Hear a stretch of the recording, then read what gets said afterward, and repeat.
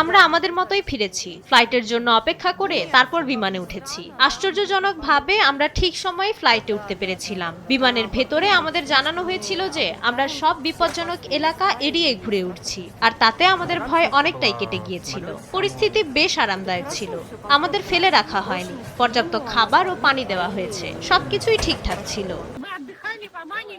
আমরা ওমানের ছুটিতে ছিলাম, সেখানে সবকিছুই শান্ত ছিল। আমাদের আজই রওনা দেওয়ার কথা ছিল এবং আমরা আজই ফিরেছি। আমরা 3 সপ্তাহ আগে ওমান গিয়েছিলাম। আমার জানা মতে শুধু মস্কোর একটি সরাসরি ফ্লাইট বাতিল হয়েছিল, এছাড়া বাকি সবকিছুই স্বাভাবিক ছিল। আমরা থাইল্যান্ডে ছিলাম এবং ওমানে আমাদের ট্রানজিট ছিল। সেখানে আমাদের হোটেলে থাকার ব্যবস্থা করে দেওয়া হয়েছিল।